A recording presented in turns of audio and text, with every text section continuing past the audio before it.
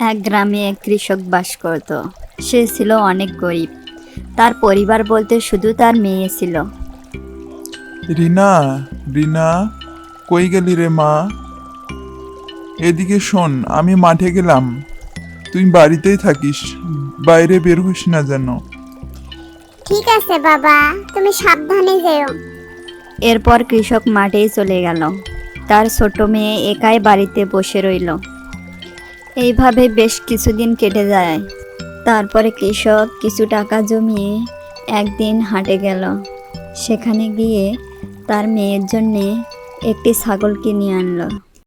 মা রিনা, বাইরে আয়, এসে দেখ তোর জন্য আমি কি নিয়ে এসেছি। ও বাবা, তুমি আমার জন্য এত সুন্দর একটা ছাগল নিয়ে এসেছো। আমি খুব খুশি হয়েছি বাবা। আজ থেকে ও আমার খেলার সাথী। প্রতিদিন রিনা ছাগলকে খাওয়াতো, তার সাথে খেলা করতো। এভাবে তাদের সময় কেটে যাচ্ছিল। রিনার আর একা মনে হচ্ছিল না, কারণ তার খেলার সাথী হয়েছে একটি ছাগল। সে ছাগলের নামও রেখেছে, তার নাম দিয়েছে মিঠু। খালি পেটে থাকতে মন চাচ্ছে না।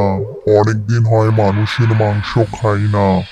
যাই আশপাশটা ঘুরে দেখি, কোথাও মানুষ মেনে রাখি।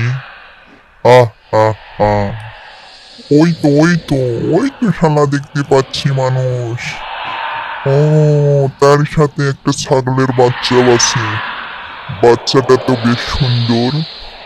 না জানি তার মাংস কত ভালো হবে। যাই, আজকে ওকেই নিয়ে যাব। আচ্ছা মিঠু, তুই ঘাস খা, আমি ঘরে থেকে যাচ্ছি। এইবারে সুযোগ, ছাগলের বাচ্চাটাকে আমি নিয়ে যাব। আহ আহ আহ আমি ভূত, আমি মাংস খেতে খুব পছন্দ করি। আমার মতো এ জগতে কেউ মাংস খেতে পারে না। আহ আহ আহ আমি ভূত, আমি মাংস খেতে খুব পছন্দ করি। আমার মতো এ জগতে কেউ মাংস খেতে পারে না। আহ আহ আহ আমি ভূত, আমি মাংস খেতে খুব পছন্দ করি।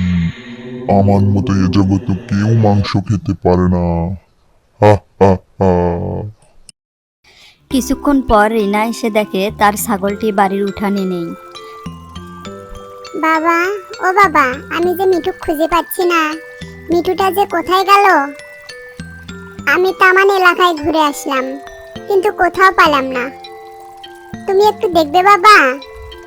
এরপর কৃষক গ্রামের সব জায়গায় খুঁজে বেড়ালো, কিন্তু মিঠুকে সে আর খুঁজে পেল না। মা রিনা, রিনা, আমি সব জায়গায় খুঁজেছি মা, কিন্তু মিঠুকে খুঁজে পেলাম না।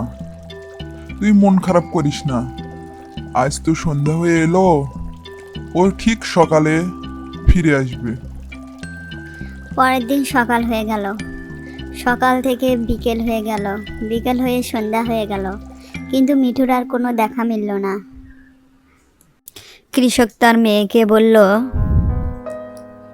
মা রিনা, তুমি আর কেঁদো না, আমি আবার কিছু টাকা জমিয়ে তোমার জন্য আরেকটা ছাগল কিনে আনবো। আর এভাবে গরিবদের স্বপ্ন স্বপ্নই থেকে যায়।